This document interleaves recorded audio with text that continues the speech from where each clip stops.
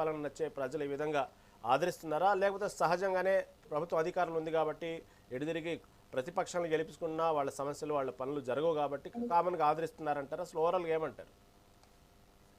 ముందుగా mega 9 TV ప్రేక్షకులకు, మీకు ప్యానల్ ఉన్న వారికి నమస్కారం. నేను డాక్టర్ శివ్ కుమార్ లాల్, కాంగ్రెస్ పార్టీ అధికార ప్రతినిధి.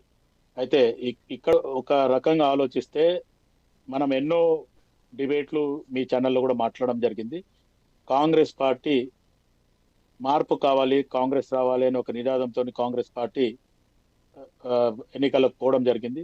దాంతో పాటు ప్రజలు ఈరోజు కాంగ్రెస్ పార్టీకి అధికారం కట్టబెట్టిండ్రు. దాని తర్వాత 2.5 years అవుతుంది, అంటే 2.5 సంవత్సరాలు జరిగిన ఈరోజు కాంగ్రెస్ పార్టీ అధికారంలోకి వచ్చిన తర్వాత కంటోన్మెంట్ బై ఎలక్షన్స్ వచ్చినాయి, దాని తర్వాత జూబ్లీస్ బై ఎలక్షన్స్ వచ్చినాయి, దాని తర్వాత ఏదైతే స్థానిక సంస్థల ఎలక్షన్స్ వచ్చినాయి, ఇప్పుడు ప్రస్తుతానికి మొన్న జరిగిన జిహెచ్ఎంసీలో కూడా కార్పొరేషన్ ఎలక్షన్స్ లో కూడా కాంగ్రెస్ పార్టీకి ప్రజలు నిజంగా కూడా మంచి మ్యాండేట్ ఇచ్చినందుకు ప్రజలకు నిజంగా కూడా కృతజ్ఞతలు, శుభాకాంక్షలు.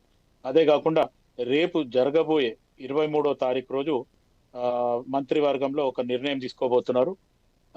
ఏదైతే జడ్పీటీసీ, ఎంపీటీసీ మరియు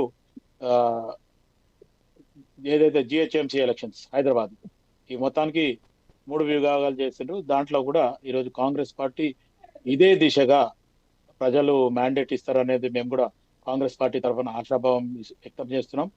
ఒకటి, ప్రజలలో మాకు ఉన్న ఆలోచన ఏదైతే ప్రజలకు ఇచ్చిన హామీలో ఒక 2500 రూపీస్ ఇవ్వలేదు, ప్లస్ పెన్షన్ పెంచలేదు అనేది ప్రజలలో బాగా గట్టి ప్రచారంలోకి వచ్చింది. అది టీఆర్ఎస్, బీఆర్ఎస్ కానీ ఇటు బీజేపీ కానీ కూడా హామీలలో ఇవ్వలేదు అనే రకంగా చెప్పడం జరిగింది. అదే కాకుండా ఏదైతే తులం బంగారం విషయంకి వస్తే, తులం బంగారంని అంటే నా ఉద్దేశం ప్రకారం మా ముఖ్యమంత్రి గారికి నేను ఇది నా సూచన అనుకోండి, ప్రభుత్వానికి సూచన అనుకోండి.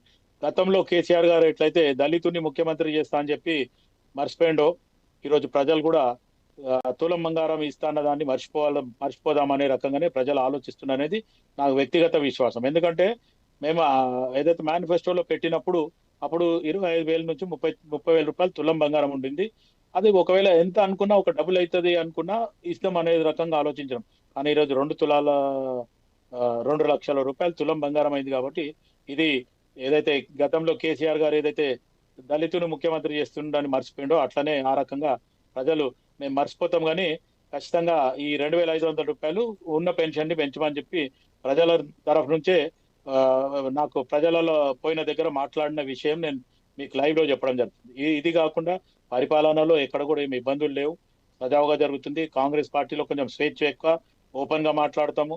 ఒకవేళ వ్యక్తిగతంగా మా పార్టీలో ఏమన్నా ఉన్నా మా హైకమాండ్ ఉంటుంది. హైకమాండ్ ఖచ్చితంగా దానికి ఎప్పటికప్పుడు ఎవరు ఏం చేసినా హైకమాండ్ మమ్మల్ని పిలిచి మళ్ళీ వాళ్ళకి సంజాయిషి చెప్పడమా, బుజ్జగించడమా, లేకపోతే హెచ్చరికలు జారీ చేయడమా ఏదన్నా హైకమాండ్ చూసుకుంటుంది. అది కాంగ్రెస్ పార్టీలో సర్వసాధారణం, అది అన్ని పార్టీలకు తెలుసు. ఈ రోజు మా పార్టీలో పరిస్థితుల గురించి చెప్పే ఆపోజిషన్ పార్టీ నాయకులు ఇటు బీజేపీ గురించి ఆలోచిస్తే ఈ రోజు సెంట్రల్ కెని అటు నరేంద్ర మోదీ గారు కానీ ఇటు అమిత్ షా గారు కానీ మొత్తానికి తెలంగాణలో ఉన్న ఏదైతే కాంగ్రెస్ పార్టీ 8 మంది ఎమ్మెల్యేలు, ఎంపీలకు రాజా సింగ్ ఏదైతే మొత్తానికి దేశం కోసం, ధర్మం కోసం అన్ని మాట్లాడే రాజా సింగ్ ని పక్కన పెట్టిన దానికి కూడా ఈరోజు కాంగ్రెస్ అదే హైకమాండ్, బీజేపీ హైకమాండ్ ఖచ్చితంగా వాళ్ళకు మొటకాయలు వేసింది.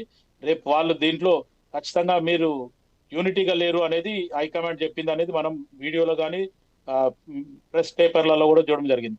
ఆ రకంగా ఆలోచిస్తే ఇటు బీఆర్ఎస్ పరంగా ఆలోచిస్తే బీఆర్ఎస్ లో కుటుంబ పాలన అయిపోయింది. అటు కవిత గారు బయటికి రావడము, కవిత మొత్తానికి ప్రతి ఒక్కరి మీద ఎమ్మెల్యేలు, ఎంపీలు, గతంలో ఉన్న మినిస్టర్లు ఏమేం చేస్తుండ అనేది ఆమె మొత్తం బండారం బయట పెడుతుంది.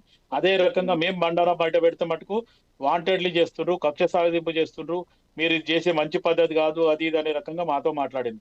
కానీ స్వయంగా కేసీఆర్ కూతురే ఈరోజు ఎవరెవరు ఎంతెంత తిన్నారు, ఎక్కడెక్కడ ఏ ప్రాజెక్ట్ లో ఎవరెంత తిన్నారు, ఏం జరిగింది అనే రకంగా ఆమె స్వయంగా చెప్పడము, ఆమె జాగృతిని అడ్డం పెట్టుకొని ఖచ్చితంగా ఆమె ప్రజల పోవడము, మాట్లాడడం కూడా జరుగుతుంది.